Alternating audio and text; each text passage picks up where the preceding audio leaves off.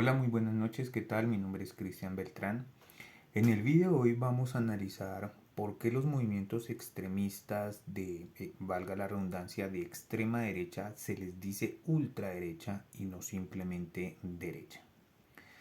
Hace unos días una senadora de la oposición con, digamos, ideologías de extrema derecha cuestionó el por qué se utilizaba el prefijo ultra. Digamos, ella no concibe que se tenga que usar el prefijo ultra, sino simplemente derecha. En este vídeo voy a tratar de aclarar por qué estas ideologías, por qué es necesario el prefijo ultra para referirse a ciertos movimientos o ideologías o sectores políticos que tienen ciertas posturas y por qué no lo podemos catalogar simplemente como derecha simple y llanamente.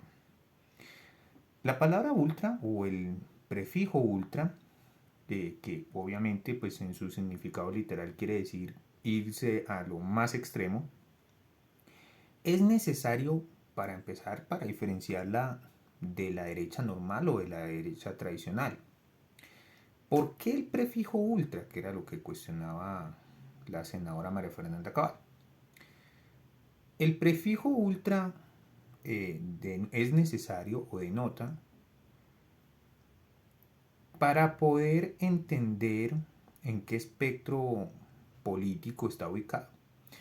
Se les dice ultra por el nivel de fanatismo, sectarismo, tribalismo, si se quiere, de fundamentalismo, de visceralidad, de sesgo ideológico, hasta de absurdo y hasta de infantilidad con el que defienden sus ideas. Es decir, una persona extremista es una persona que ubica el mundo o separa el mundo en dos partes, no hay más, y ella se ubica en una de esas dos partes. Esto merece, claro, no es el único indicador, pero es uno de los elementos por el cual merece el calificativo ultra o para referirse a la extrema derecha, ultra derecha. Es decir, va más allá de la derecha. Y es que el nivel de fanatismo, el nivel sectario, o sea, un nivel sectarista, tribal, si se quiere, digamos, si se quiere usar el término antropológico, o fundamentalista, que es un término más político y sociológico, es lo que refleja este término. ¿Sí? Se le dice ultra por el nivel de fanatismo con el que defienden sus posturas. Eso es lo primero. Entonces, a un sectarista, a una persona de extrema derecha, siempre lo vas a reconocer porque el nivel de tribalidad, es decir, se vuelve tribal, el nivel de sesgo con el que defiende su idea no da lugar al debate, porque un extremista va a separar el mundo en dos partes y él se ubica en una de las partes. Y no solamente al mundo, sino que va a separar a las personas, en este caso a la humanidad, los va a separar en dos grupos. Los buenos, en donde él está, la gente de bien, yo soy el bueno, yo soy el que no comete delitos, yo soy el santo, yo soy la élite de moral, yo soy el ejemplo de vida. Y los malos.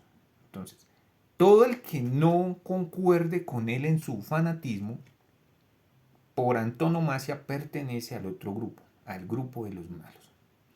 Cuando una persona hace eso, que es lo que suele hacer representantes como Miguel Polo Polo, María Fernanda Cabal, aquí hay que decirlo con nombre propio, es una persona sectarista y merece el calificativo ultra porque no da lugar, primero no da lugar al debate, es imposible el debate cuando llegamos a ese nivel de infantilidad, de absurdo, en que ponemos todas las cuestiones del mundo, los ponemos en dos extremos no negociables, claramente diferentes.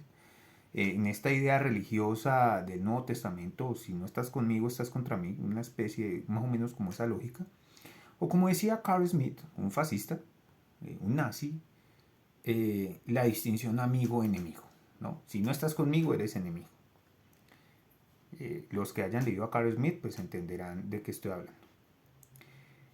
Entonces lo primero que, digamos, por lo que se le pone el apelativo ultra es por ese nivel de extremismo con el que defienden sus ideas. Un nivel de fanatismo, de sectarismo, de tribalidad. Tribal me refiero a la tribu, ¿no? De fundamentalismo, si se quiere, y de visceralidad con el que asume una posición. En política no es malo asumir, de hecho, lo que se recomienda en política es asumir una posición. No hay nada más peligroso en la política que alguien que no tome una posición. En otro video hablaré sobre los famosos tibios. Yo no confío más en, al menos un ultraderechista te dice de frente lo que no quiere, pero es que un tibio es como este refrán de cuídame de las aguas mansas porque las turbias me cuido yo. Pues es un tibio, va a la alegoría de las aguas mansas. Es alguien que no asume una posición por miedo, pero nunca sabe lo que tenga escondido dentro de sí. Tampoco estoy diciendo que asumir posiciones extremas sea lo deseable.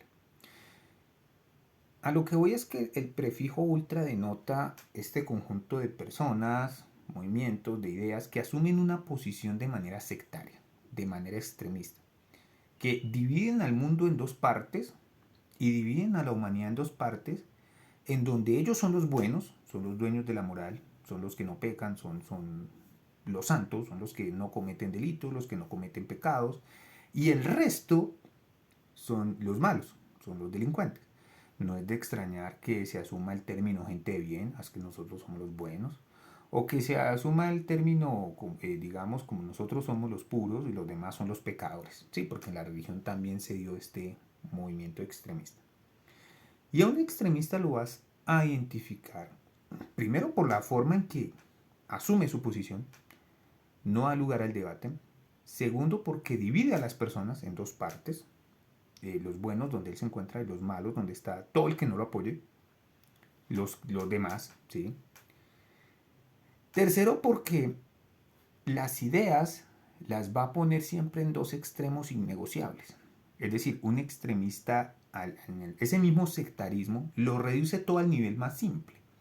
Es incapaz de ver los medios, la gama de matices y de colores que enmarcan esa situación. Porque un extremista ve el mundo en blanco y negro. Lo ve todo como ser o no ser. ¿Mm? Eso es lo que pasa con un extremista. Entonces, cuando tú ves personas que asumen una posición de blanco o negro, de todo o nada, de es o no es, y él está en una de esas posturas creyéndose el dueño de la moral, que, pues, digamos, porque un extremista nunca va a admitir que puede estar equivocado, nunca, nunca lo va a hacer. De hecho, siente rabia y frustración con el otro porque quiere imponerle esa idea. Un extremista no está abierto al diálogo, porque un extremista siempre va a pensar que él tiene la razón. No hay construcción del conocimiento posible cuando te encuentras con una persona así. Y no hay construcción del conocimiento porque a esa persona extremista, no le interesa descubrir la verdad. A esa persona extremista lo que le interesa es imponer su cosmovisión, su visión, su verdad, su versión de los hechos. Eso, entonces ahí vamos claro por qué el prefijo ultra. Y el prefijo ultra es muy viejo, pero se ha usado en estos últimos 10 años con más ahínco, precisamente para empezar a describir esos movimientos que han asumido esa posición. Han asumido una posición de todo, nada, de blanco o negro, o sea, incapaz de ver los matices, de separar al mundo, la gente de bien, nosotros somos los buenos, los demás, unos fascinerosos, son los malos, el problema son ellos, porque yo soy el bueno, los demás son pecadores, yo no, yo soy el elegido por Dios, los demás son pecadores.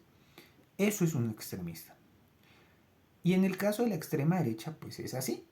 Asumen una posición de todo o nada, de yo soy el bueno, los demás los malos, yo soy el puro, los demás los pecadores, yo soy el que tiene la razón, los demás los equivocados. Por lo tanto, no me interesa construir un conocimiento o hacer un debate porque la razón la tengo yo, digamos, en este paradigma, ¿cierto? En este modelo de pensamiento. Y no hay debate posible bajo esos términos. Cuando todo se reduce al nivel más absurdo, no hay debate que valga. De hecho, a un extremista, un ultraderechista, un buen sinónimo de ultraderechista es fascista. Creo que es el sinónimo más adecuado en estos tiempos. O nazista también. Se utiliza más el término fascista o facho. Así no sea una palabra colombiana, hay que decirlo. Porque a un extremista, a un fundamentalista, no le ganas debatiendo. De hecho, nunca vas a poder debatir con un extremista. Porque va a hacer uso de la fuerza y no va a dudar en hacer uso de la fuerza para imponer su idea. Eso, entonces, estamos de acuerdo en que se le llama ultra a estas personas que no dan lugar al debate, que asumen una posición con fanatismo, con extremismo, con fundamentalismo, con sectarismo y hasta infantiles, con infantilidad. O sea, si no me cumples mis caprichos, entonces me enojo contigo. Y esas personas nunca vas a construir conocimiento y nunca le vas a poder, digamos, en términos coloquiales, ganar o, digamos, en un debate así tú tengas la razón, porque no hay nivel de evidencia suficiente para convencer a una persona adoctrinada de que está adoctrinada. Los dogmas en los que se fundamenta el extremista son tan fuertes que son su faro de verdad, ¿sí? De ahí no hay poder humano que lo salve. No importa cuánta evidencia le demuestre de que está equivocado, que está defendiendo algo que no es defendible, esa persona nunca va a admitir que está equivocada, sea cual sea que el tema que sea. Lo otro es la forma en que el extremista, especialmente en la extrema derecha, la forma en que rastrea o identifica el origen y las causas de los problemas. Porque para un mismo problema, diferentes orillas políticas van a encontrar diferentes causas y diferentes soluciones, así el problema sea el mismo. Entonces sí es importante la aclaración. No, uno no les dice ultra por un sentido de que uno se le dio la gana de decirle ultra. No, es que hay un propósito ahí. Porque así sean los dos de derecha, uno de derecha y otro de ultraderecha, no vamos a decir sí, que es progresista o que es de izquierda. La forma en que rastrea la causa del origen de los problemas o la forma en que identifica los problemas que deben ser atendidos va a ser diferente. ¿Por qué? Porque un extremista siempre, como él separa el mundo en dos partes, yo soy el bueno y los demás los malos, el extremista siempre va a culpar a las personas de los problemas de la sociedad. Yo no estoy diciendo que las personas dejen de tener culpa, pero el extremista siempre se va a reducir o va a identificar únicamente que el culpable de los males de la sociedad son ciertas personas. Y va a culpar a las personas sin tener en cuenta los contextos, la realidad, la coyuntura y las circunstancias que atraviesan a esa persona o a ese conjunto de personas. Y eso es una diferencia clave en la tercera década del 2025 que marca la pauta sobre qué derechos vamos a defender como humanidad y qué derechos no. Desde el progresismo, antes que culpar a la persona, analizamos las causas, las razones, la coyuntura, las circunstancias y las situaciones que atraviesan a esa persona o a ese conjunto de personas para no reducirnos al absurdo de decir, es que es culpa de la persona. Por ejemplo, un extremista va a culpar de la pobreza al pobre. Va a decir, es que el pobre es pobre porque quiere. Eso es una posición extremista. ¿Por qué? Porque no está viendo más allá de las circunstancias, está culpando a las personas, está separando al mundo en personas que son ricas y personas que no, y dando a entender que las personas que son ricas es porque lo quisieron, como si, digamos, pues, bajo esta lógica, y las que son pobres es porque tomaron esa decisión, digamos, como la lógica detrás de eso. Es que el pobre es pobre porque quiere. Eh, pues yo no leo sentido a esto, o sea, nadie en su santa vida quiere amanecer con hambre ni aguantar hambre, o por lo menos yo no quiero eso. Y hasta donde he conocido personas en mi vida, nadie ha querido ser pobre. Pero digamos la idea extremista es culpar a las personas de los males de la sociedad, con cualquier tema. Ahora está de moda el tema de los inmigrantes. ¿Qué va a decir una persona extremista? De extrema derecha, de ultraderecha, va a decir, podemos llegar al consenso de que la inmigración puede representar un conflicto, un problema para una nación. Bueno, podemos llegar a ese consenso, pero la forma en que identificamos el problema y ergo la forma en que le damos solución, que está directamente relacionada a la forma en que identificamos el problema, va a ser distinta. Porque un ultraderechista va a decir, mira, el problema de la migración es porque los inmigrantes son malos y quieren ir allá a fastidiar. Porque recordemos que un extremista separa el mundo entre buenos y malos, donde él es el bueno y los demás son los malos. Y tiende a culpar, o tiende no, digamos, tienden por regla general a culpar a las personas de los males de la sociedad. Y bajo esta regla es muy sencillo. Un ultraderechista en una posición supremamente facilista va a decir, el problema de la inmigración son los inmigrantes. Y como el problema de la inmigración son los inmigrantes, según la tesis ultraderechista, que digamos se centra en culpar a las personas, pues la solución que va a brindar a eso va a estar orientada a esa forma de identificar el problema. En este caso, por ejemplo, según la tesis ultraderechista, si el problema son los inmigrantes, pues la solución ¿cuál es? Darle plomo y reprimir a los inmigrantes, porque en eso piensa un ultraderechista. Un ultraderechista, una persona extremista, sueña, digamos, se orina en la cama, salta de felicidad, con la idea de utilizar el poder, y ojalá el poder del Estado, para oprimir al débil. Eso identifica a una persona extremista. Una persona extremista nunca, y menos de extrema derecha, va a utilizar el Estado para garantizarle o para materializar derechos fundamentales a la población. Eso es una ofensa para él. Porque en la lógica del fascista, del ultraderechista, el poder del Estado se debe usar para reprimir a la gente, para darle plomo, para más policías, más cárceles, para arrastrarlos, para encarcelarlos, para enjuiciarlos. Para eso se usa el poder del Estado. Y un ultraderechista, digamos, le da un orgasmo de emoción cuando sabe que un Estado está utilizando el poder del Estado para oprimir al débil. Yo creo que se patalean en la cama de la dicha sabiendo que van a hacer eso. Eso identifica a una persona fascista o ultraderechista. Ya dijimos que facho es pues como el mejor significa el sinónimo más cercano a lo que es ultraderechista hoy en día. Entonces, como el ultraderechista separa el mundo en dos tipos de personas, los buenos, donde él está, yo soy la gente de bien, yo soy el bueno, yo soy el puro, los demás son los pecadores, los demás son los malos, los demás son los delincuentes, los demás son los fascinerosos, ¿sí? Los rebeldes esos que piden derechos fundamentales, pues la solución que le va a dar a los problemas es eliminar a esas personas. Para un ultraderechista, eliminar la hambruna no es otra cosa que darle plomo al hambriento. Eliminar la pobreza para un fascista no es otra cosa que eliminar a los pobres, físicamente y materialmente. Si no estuviéramos en un sistema de derechos humanos, y aún estando en un sistema de derechos humanos, las soluciones que plantea van orientadas a eso. Para un ultraderechista podemos, por ejemplo, podemos ponernos de acuerdo como sectores políticos en que la delincuencia común es un problema. Estamos de acuerdo en eso. Yo no estoy diciendo que la delincuencia sea un problema como lo dan a entender las facciones ultraderechistas. Es que están diciendo que hay que premiar a los delincuentes. No, nadie está diciendo eso. Podemos estar de acuerdo en que la delincuencia es un problema. Listo, identificamos un problema. Pero la forma en que lo identificamos y ergo las soluciones que le damos a ese problema, pues relacionadas a la forma en la cual identificamos, pues van a ser diferentes.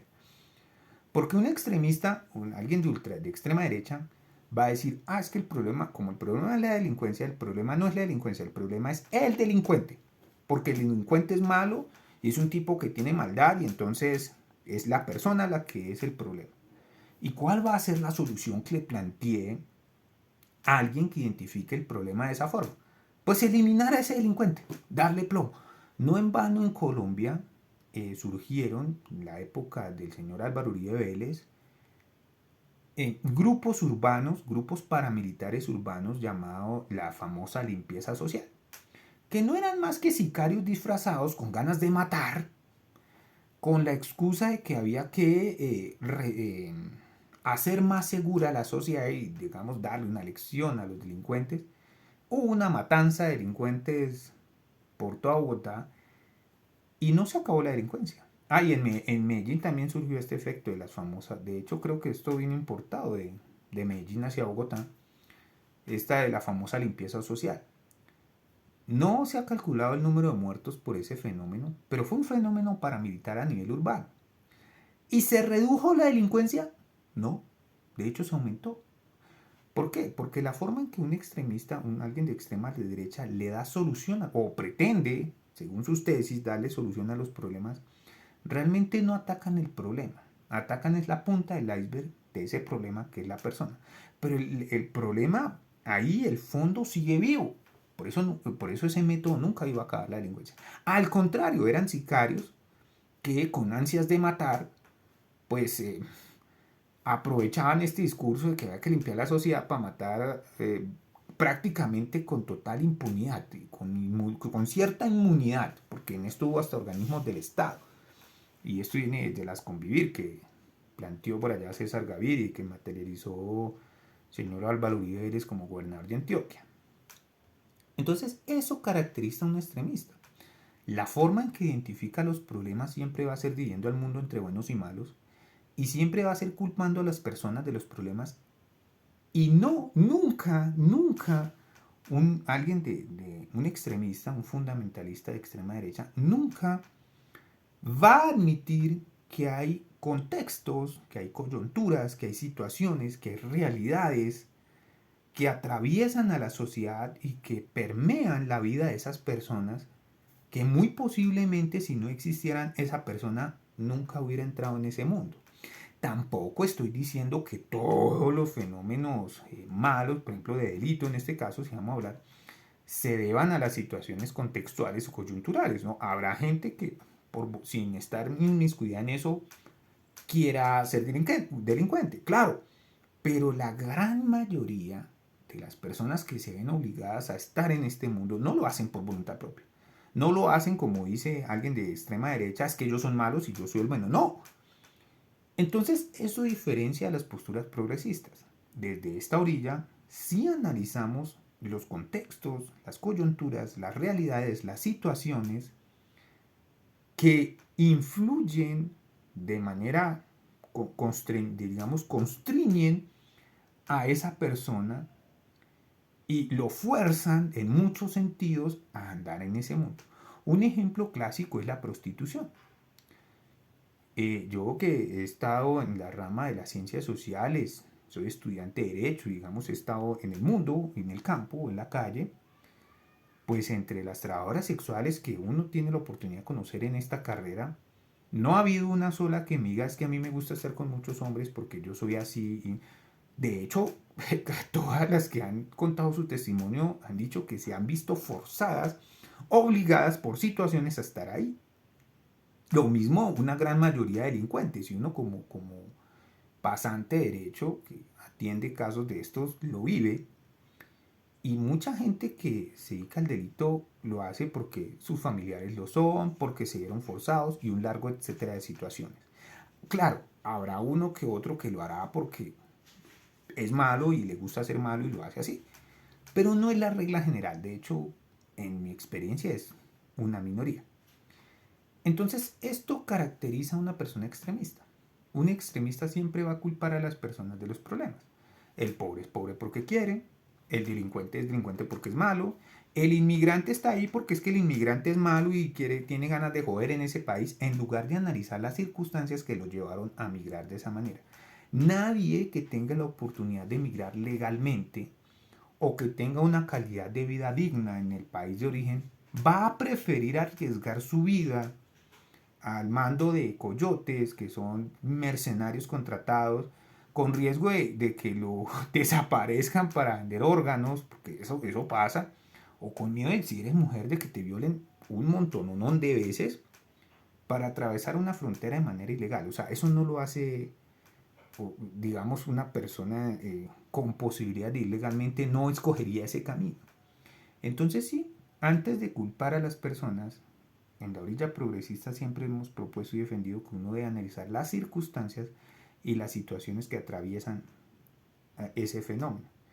El ultraderechista nunca lo va a hacer porque él separa el mundo entre buenos y malos y los culpables de los problemas son las personas. no los contextos. O sea que un ultraderechista nunca va a tener en cuenta el contexto. Por eso las soluciones que plantea un ultraderechista no se orientan a mejorar o a eliminar los contextos que llevaron a ese grupo de personas a eso, sino que se concentra en eliminar a esas personas o a reprimir a esas personas.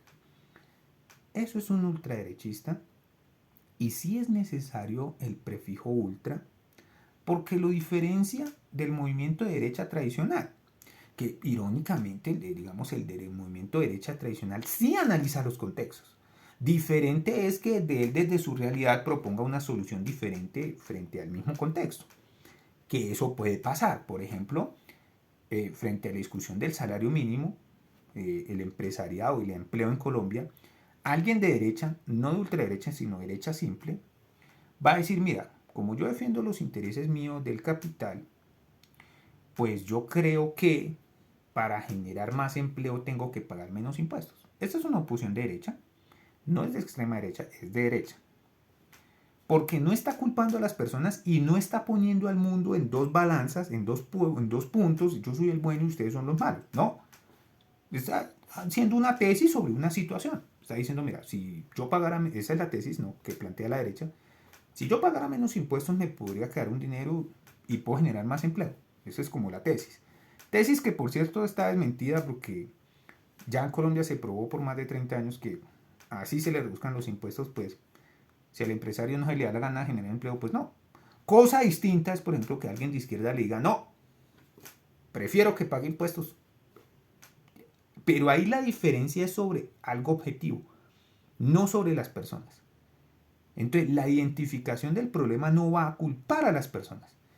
Alguien de extrema derecha sobre el mismo asunto te va a decir, mira, es que la culpa del desempleo es del trabajador porque es flojo y no le gusta trabajar. Por eso hay que meterle 14 horas diarias porque la gente es floja y hay que explotarla. Eso diría alguien de extrema derecha. Entonces fíjese que frente al mismo problema, así sean de derecha y extrema derecha, van a plantear soluciones diferentes. ¿Por qué? Porque la forma en que identifican los problemas va a ser distinta. Ergo, la solución que le van a dar pues, va a ser diferente. El ultraderechista, reitero, separa el mundo en buenos y malos, donde él es el bueno y los demás los malos. El de derecha no, el de derecha va a defender unos intereses económicos particulares que está en su derecho de defender. De eso se trata la política. Y a lo que voy es que sí es necesario el sufijo ultra porque eso diferencia un movimiento del otro. Fíjese que en este ejemplo muy sencillo que les estoy dando, alguien de derecha va a proponer una solución orientada al contexto y a la situación. Solo que la solución de él pues va orientada a defender unos fines, ¿no?, particulares. Pero la posición del ultraderechista va orientada a culpar a la gente y a utilizar el poder del Estado para aplastar a esa persona que está oprimida, porque ese es el sueño de todo ultraderechista. Un ultraderechista sueña con tener el poder para aplastar a la gente. O sea, yo creo que tienen un orgasmo pensando el día que... Por eso están ahí que se mean de la felicidad cuando ven que todos estos gobiernos de ultraderecha utilizan el poder para aplastar al pueblo, porque ese es el sueño de un ultraderechista. Y termino con esto. Con alguien de derecha se puede negociar y construir conocimiento, porque es una persona sensata que va a analizar el contexto. Va a decir, bueno, estoy de acuerdo en ese contexto, propongo esto. Con alguien de ultraderecha no se puede negociar y no se puede construir conocimiento. ¿Por qué? Porque él divide el mundo en buenos y malos, donde él es el bueno y los demás son los malos, y es dueño de la verdad absoluta. Además de que tiende a culpar a las personas, o tiende no, en la regla general es culpar a las personas de sus propias desgracias. Este es el video de hoy, espero que haya quedado suficientemente aclarado por qué es necesario el prefijo ultra para referirse a la ultraderecha y diferenciarlo de la derecha simple y llana. Muchas gracias.